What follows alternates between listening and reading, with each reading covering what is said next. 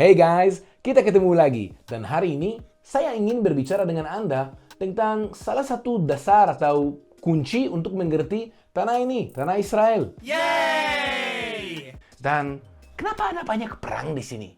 Nah, jangan pikir maksud saya sekarang sedang tidak ada perang di Israel untuk tahun 2023, tidak ada perang di sini. Tapi kalau kita lihat sejarah yang berumur 5.000 tahun di sini, tanah ini terus berperang.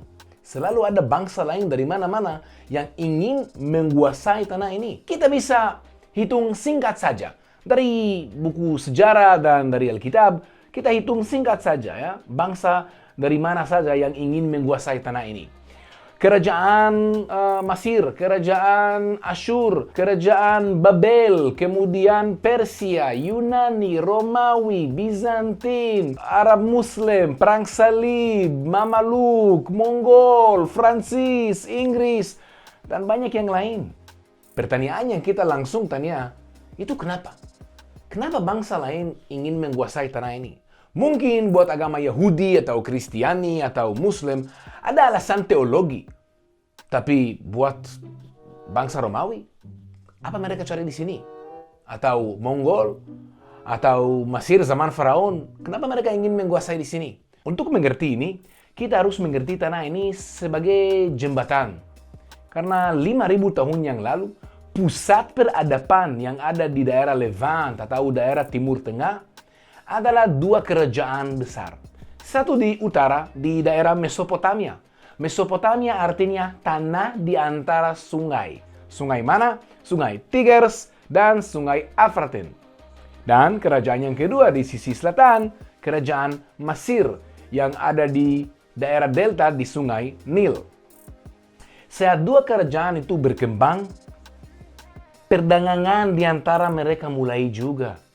Dan pelan-pelan jalan untuk melewati di antara kerajaan Mesir dan kerajaan di Mesopotamia berkembang juga. Tapi jalannya sedikit terbatas. Dari sisi timur ada Gurun Arabia. Gurun Arabia itu gurun yang sangat susah melewati. Apalagi kalau 5.000 tahun yang lalu.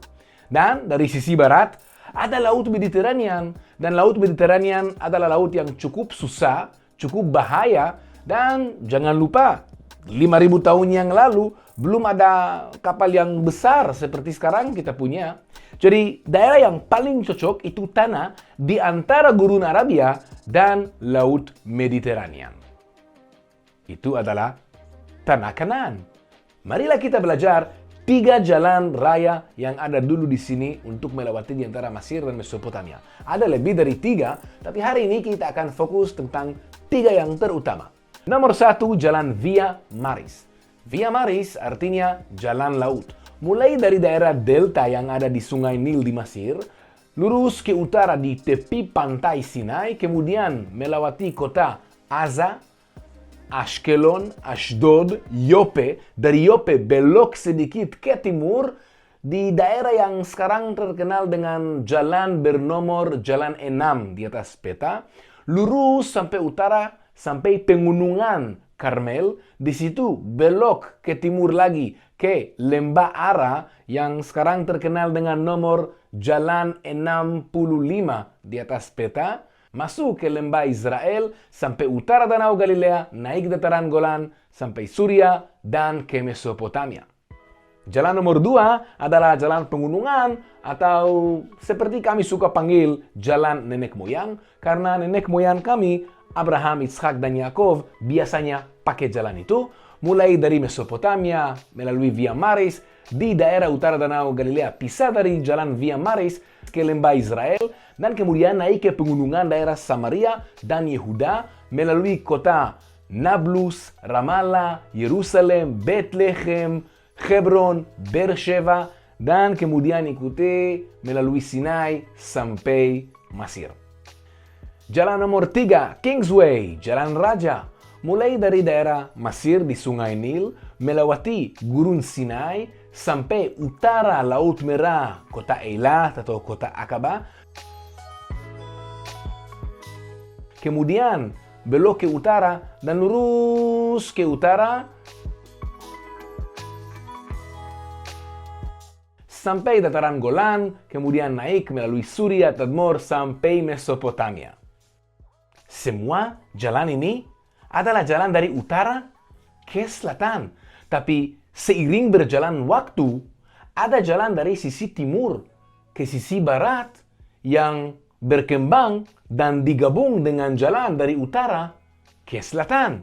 Seperti jalan Jericho, Yerusalem, Yope.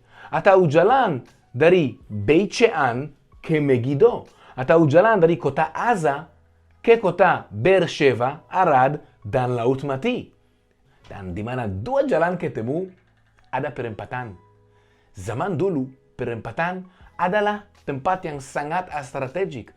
Yang pegang perempatannya, pegang dua jalan. Dan bagaimana zaman dulu manusia jaga dan pastikan mereka yang menguasai perempatannya? Membangun kota. Begitu kota Yerusalem dibangun, begitu kota Megiddo dibangun, begitu kota Beersheba dibangun, dan banyak kota-kota yang lain seperti kita membaca di Alkitab, saudara-saudari.